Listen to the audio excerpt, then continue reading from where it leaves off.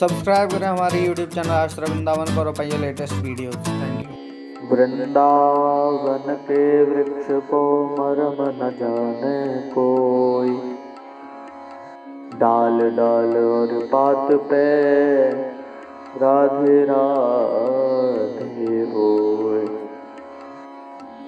राधा मेरी स्वामिनी मैं राधे को दास, जन्म जन्म मोह दीजियो श्री वृंदावन को वास।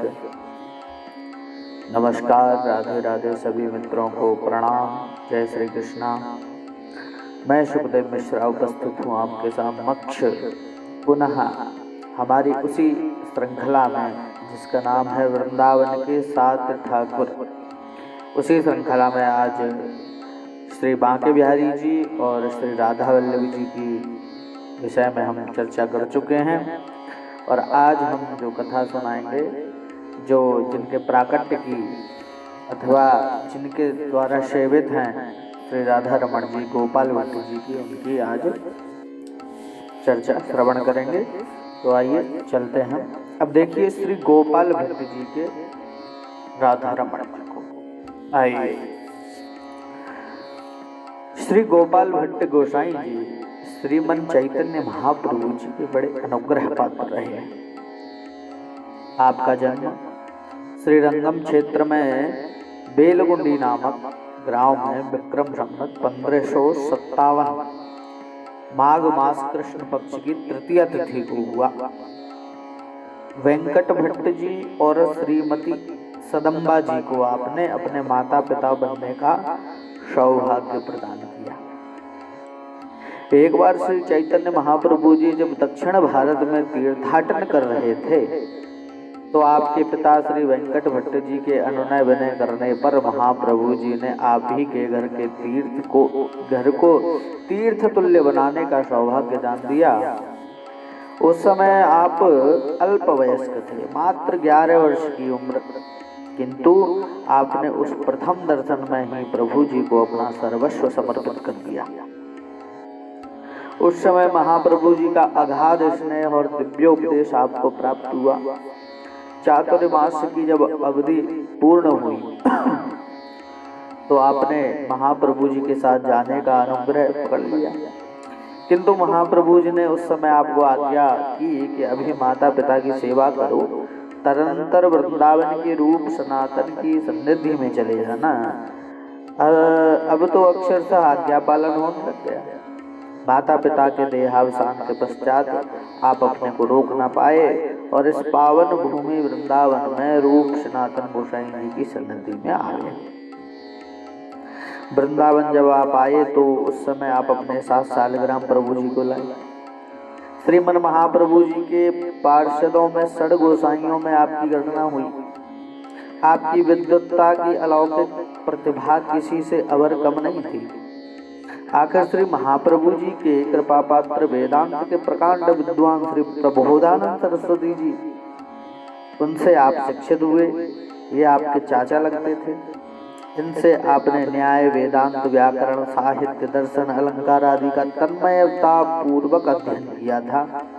नीलाचल में विराज रहे महाप्रभु जी को जब श्री गोपाल भट्ट जी का आगमन सूचित हुआ तो एक वैष्णव के द्वारा उन्होंने प्रभु प्रसादी तुलसी माला, योग पट्ट और बहिर्वास भेजा, जिसे पाकर महाप्रभु जी की महती अनुकंपा की अनुभूति करते हुए गोपाल भट्ट जी गदगद हो गए, क्योंकि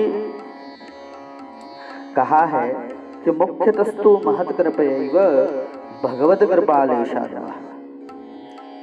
नारद भट्ट सूत्र।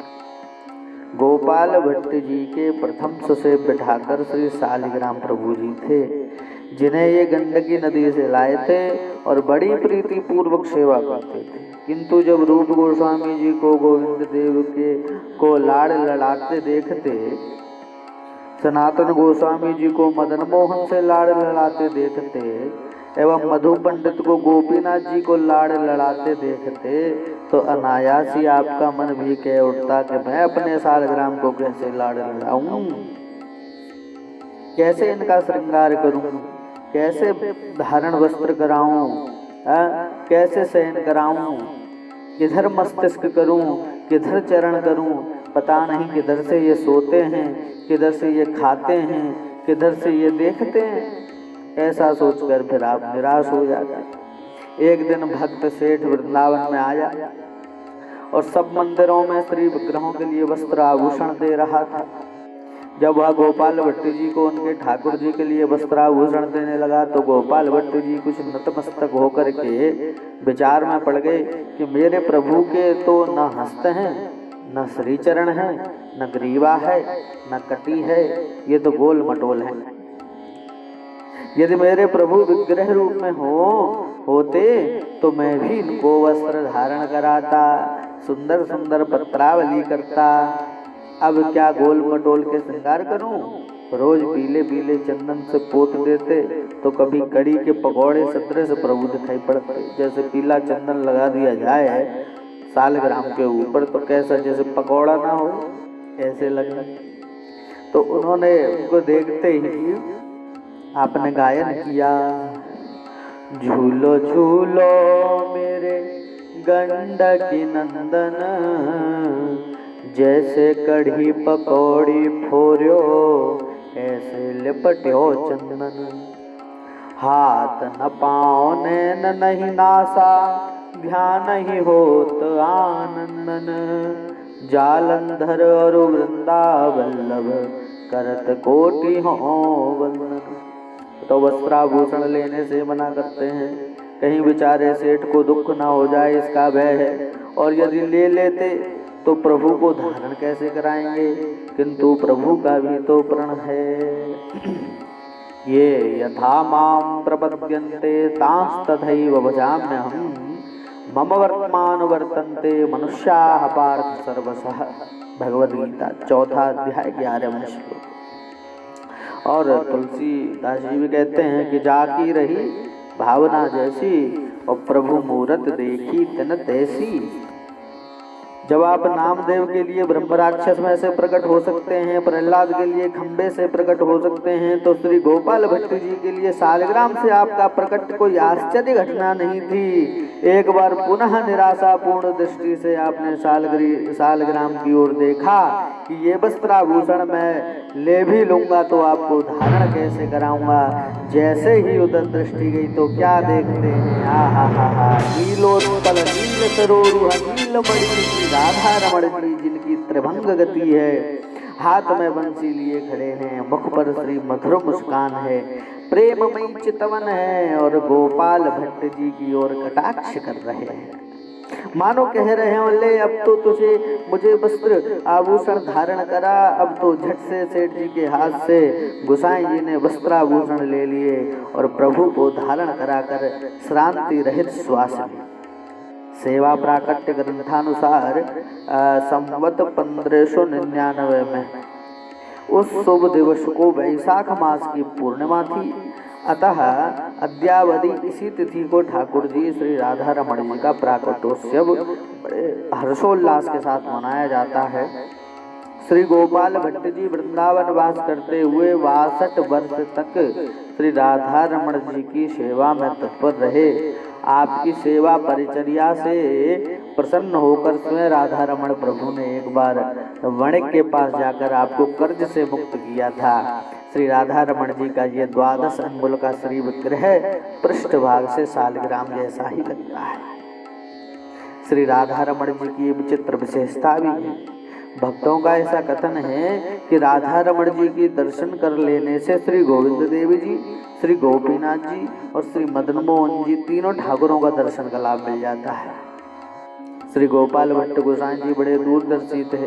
अतः आपने अपने प्रधान शिष्य गोपीनाथ दास जी, जो कि बड़े विरक्त वैष्णव सन्यासी थे, इनके अनुज सदगृहस्थ दामोदर दास जी को दीक्षित करके श्री राधा रमण लाल जी की समस्त सेवा परिपाटी समझाकर सेवा कार्य का भार सौंप दिया। संप्रति समस्त गोस्वामीगण दामोदर दास जी के वंशजों के गोस्वामी कृष्णचंद्र जी के मंझले सुत गोस्वामी मुन्ना जी सेवायत हैं।